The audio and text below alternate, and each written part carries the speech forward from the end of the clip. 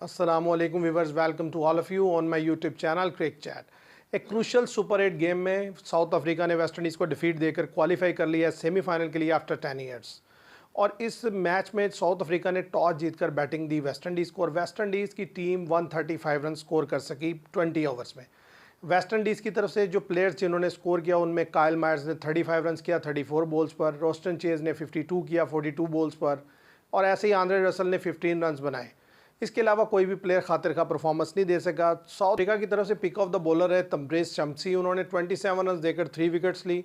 ऐसे ही जो महाराज है उन्होंने 24 रन देकर 1 विकेट ली, और मार्करम ने खुद भी 4 ओवर किए और उन्होंने 28 रन देकर 1 विकेट लिए। रबाडा ने 2 ओवर किए और 11 रन देकर 1 विकेट ली।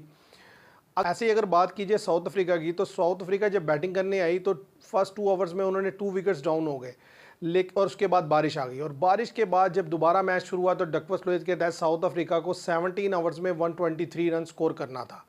और साउथ अफ्रीका शुरू अर्ली ऑन अच्छा खेला और उसके बाद उन्होंने विकेट्स लूज़ करना शुरू किया, लेकिन इन दी एंड जो है साउथ अफ्रीका ये मैच जीता।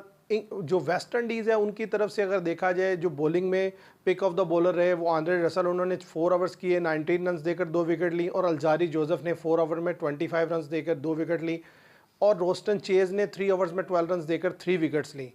साउथ अफ्रीका की तरफ से क्रिस्टन स्टब्स जो हैं उन्होंने 29 रन स्कोर किए, क्लासन ने 22 किए और मार्को जॉनसन ने 21। तो व्यूअर्स ये तो था मैच का स्कोर कार्ड। अब अगर नज़र डाली जाए कि आखिर जो वेस्ट इंडीज़ है उसने क्या गलतियाँ की और साउथ अफ्रीका ने क्या बेहतरी की जिसकी वजह से वो क्वालिफाई कर गया सेमीफाइनल में और वो ये मैच जीतने के काबिल हुआ। तो व्यूअर्स सबसे पहली बात यह है कि क्रूशल और बड़ा ही इंपॉर्टेंट टास्क था जिसे साउथ अफ्रीका ने विन किया, और साउथ अफ्रीका ने बॉलिंग का फैसला किया, और बिल्कुल राइट डिसीजन था इस विकेट को देखते हुए और वेदर कंडीशन को देखते हुए, क्योंकि जो अर्ली ऑन गेंद था वो फास्ट का भी और स्पिनर का भी बहुत ज़्यादा हेल्प आउट कर रहा था पिच से। स्पिनर ने बहुत ज़बरदस्त बॉलिंग की। आप इससे अंदाज़ा लगाएं कि मार्करम ने खुद 4 ओवर्स किए, महाराज ने भी 4 ओवर किए, तब्रेज़ शमसी ने भी 4 ओवर किए, 12 ओवर स्पिनर से करवाए उन्होंने, और 8 ओवर्स फास्ट बॉलर्स ने करवाए हैं साउथ अफ्रीका के। फर्स्ट 10 ओवर्स में 7 ओवर जो थे वो स्पिनर ने करवाए थे, और 5 विकेट स्पिनर ने निकाल के दिए, और तब्रेज़ शमसी इसका मैन ऑफ द मैच रहे हैं।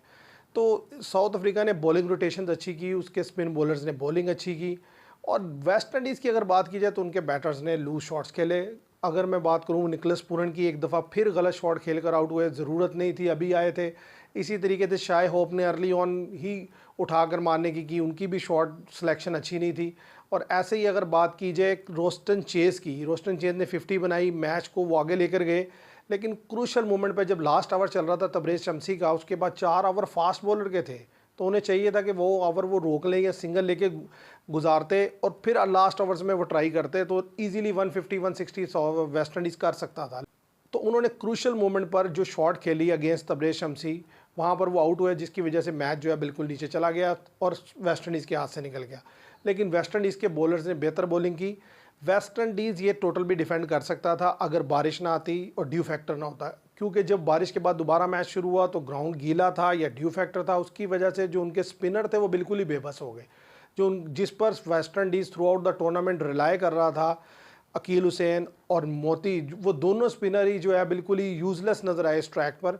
3 ओवर्स किया अकील हुसैन ने, 33 रन दिए और कोई विकेट नहीं ले सके। ऐसे ही 1 ओवर किया मोती ने, उन्हें 20 रन कंसीड किए उस ओवर में, और क्लासन ने उन्हें जो है एक छक्का और 3 चौके लगाए, जिसकी वजह से जो मैच जो है वेस्ट इंडीज़ के हाथ से निकल गया। अदरवाइज़ रोस्टन चेज़ उन्होंने बेहतर बॉलिंग की। असल में इसमें कैप्टनसी का भी फ्लॉ है, और वो ये है कि जिस टाइम वो मोती को लाए थे वहाँ पर रोस्टन चेज़ को लाना बनता था, इसलिए कि अंदाज़ा तो हो गया था कि जो ड्यू फैक्टर है या ग्रास गीला होने की वजह से बॉलर की स्पिन बॉलर से बिल्कुल बॉल नहीं हो रही, तो रोस्टन चेज़ से जाना चाहिए था रोवन पावल को, क्योंकि रोस्टन चेज़ को हमने प्रीवियस मैच में इंग्लैंड के खिलाफ भी देखा कि जब ड्यू था तो उन्होंने बेहतर बॉल की, क्योंकि वो सीधा गेंद करते हैं, वो ज़्यादा बॉल को टर्न कराने की कोशिश नहीं करते। लेकिन जो मोती हैं या अकील हुसैन है, ये बॉल को थोड़ा फ्लाइट भी करते हैं, समटाइम स्ट्रेटर वन भी करते हैं, और ये ब्रेक करवाने की कोशिश करते हैं, लेकिन सरफेस पे क्योंकि बॉल हो गया था गीला तो ग्रिप नहीं प्रॉपर कर रहा था, तो ब्रेक नहीं हो रही थी, बॉल बिल्कुल सीधा बैट पर आ रहा था, जिसका भरपूर फ़ायदा उठाया क्लासन ने। उन्होंने 1 ओवर में 20 रन बना दिए, और वैसे ही लो स्कोरिंग गेम में जब 20 रन 1 ओवर में बन जाएंगे तो ज़रा मैच बिल्कुल ही कंट्रोल में आ जाता है साउथ अफ्रीका के। उसके बाद साउथ अफ्रीकन प्लेयर्स ने गलत शॉट्स खेली। रोस्टन चेज़ को जब लेट लेकर आए रोवन पावल, उन्होंने बेहतर बॉल की, हर ओवर में 1 विकेट निकाल के दी, तो मेरा ख्याल है उन्हें ऊपर ट्राई करना चाहिए था। शुरू रोस्टन चेज़ के साथ जाना चाहिए था। रोवन पावल एक जिसे कहते हैं ना कि बुक के अकॉर्डिंग कैप्टनसी की, उन्होंने लिखी लिखाई कैप्टनसी जिसे कहते हैं वो कर रहे थे कि थ्रू आउट द गेम उन्होंने क्या किया कि अकील हुसैन से पहले 3 ओवर करवाते हैं एक एंड से। इसी तरीके से आज के मैच में भी किया। ये मैच वो नहीं था कि जो डिमांड कर रहा था कि 3 ओवर आप अकील हुसैन से करवाएं। जब पहले ओवर में आपने देख लिया कि अकील हुसैन को 3 बाउंड्रीज कंसीड हो गई हैं और बॉल ग्रिप नहीं कर रहा, तो आपको रोस्टन चेस को यूज़ करना चाहिए था। पहले तो आपको फर्स्ट ओवर में ही रोस्टन चेस को ले आना चाहिए था, क्योंकि डिकॉक के सामने तो बिल्कुल भी अकील हुसैन को लाना मुनासिब नहीं था।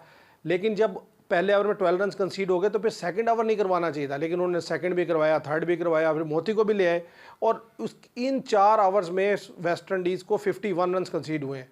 तो आप देख लें, लो स्कोरिंग गेम में जिसमें 123 रन करना है 17 ओवर्स में, और 4 ओवर में 51 हो जाएगा तो पीछे रन क्या रह जाएगा।